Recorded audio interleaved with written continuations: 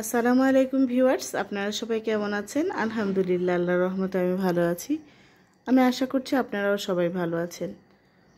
তো এখানে আমি কিছু আটা নিয়ে নিলাম। এটা সাদা আটা। আটার ভিতরে দিয়ে দিচ্ছি সামান্য পরিমাণে তেল। তার ভিতরে দিয়ে দিব সামান্য পরিমাণ লবণ। তারপরে শুকনো উপকরণগুলো আমি ভালোভাবে হাতের সাহায্যে মেখে নেব।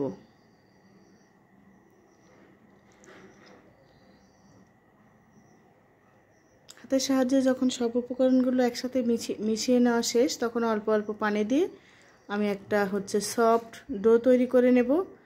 যেরকম আমরা রুটি বানাতে সাধারণত আটা মাখি, সেরকম করে মেখে নিলেই হবে। তো অল্প অল্প করে পানি দিয়ে মেখে নিতে হবে। একবারে পানি বেশি দিলে অনেক সময় দেখা যাচ্ছে যে নরম হয়ে যাবে বেশি। তারপরে হাতে একটু তেল নিলাম। তেলটা গায়ে মেখে দিয়ে আটার উপরে এরকম করে একটু তেল লাগিয়ে দিয়ে আমি 10 থেকে 15 মিনিট রেখে দেবো রেস্টে। আপনাদের তো বলাই হয়নি যে কি বানাবো। আজকে আমি বানাবো মোগলাই পরোটা। আশা করি শেষ পর্যন্ত আমার সাথেই থাকবেন। আর যেসব ভাই বোনেরা আজকে প্রথম আমার চ্যানেলটি ভিজিট করছেন, তাদের কাছে আমার রিকোয়েস্ট, আপনারা আমার চ্যানেলটি প্লিজ সাবস্ক্রাইব করবেন, লাইক কমেন্ট শেয়ার করে দিবেন।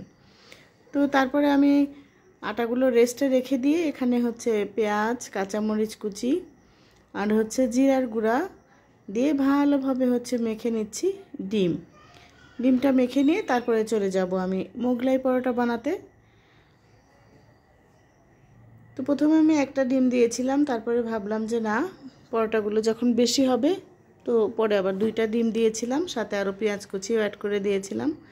আপনারা যে পরিমাণ বানাবেন সেরকম ডিম দিয়ে নেবেন, আটাও সেরকম করে ছেনে নেবেন, তাহলেই হবে। তো পরে অবশ্য 2টা আমি এরকম ডিম দিয়েছিলাম। তো লবণটাও আর একটু বাড়িয়ে দিলাম, তারপরে ডিমটা মেখে নিলাম। একটা মোগলাই পরোটা বাজারে কিনতে গেলে এখন অনেক টাকা লাগে। আর আমার বাচ্চারা এই মোগলাই পরোটা ভীষণ পছন্দ করে। তো ভাবলাম আজকে তাদেরকে নাস্তায় এই মোগলাই পরোটাই বানিয়ে দেই। তো আমার 4টা পরোটা হয়েছিল। আপনাদের একটু দেখিয়ে দিচ্ছি যে কীভাবে বানাবেন। এরকম করে বানিয়ে নিলেই হবে। প্রথমে একটা বড় করে রুটি বানিয়ে নিতে হবে। আমরা সাধারণত যেরকম করে রুটি বানাই তার চেয়ে একটু মোটা, একেবারে খুব বেশি পাতলা করা যাবে না, আবার একেবারে বেশি মোটাও রাখা যাবে না। রুটির চেয়ে আর একটু মোটা করতে হবে। তারপরে ওপর দিয়ে দিয়ে দিতে হবে এরকম করে ডিম দিয়ে এরকম করে ভাঁজ দিতে হবে। তো ডিমটা দেওয়ার সময় একটু সাবধানে দিতে হবে। অনেক সময় ডিমটা গড়ে যায়, এই কারণে। তারপর এরকম করে একটু করে করে ডিম দিয়ে এরকম করে আমি সবগুলো পরোটা বানিয়ে নিয়েছি। এবার চলে যাচ্ছি ভাজতে। আপনারা চাইলে একেবারে ডুবো তেলেও ভাজতে পারেন। তো আমি খুব একটা বেশি তেল দিয়ে ভাজবো না বলে এরকম একটা প্যানের ভিতরে আমি ভেজে নেব।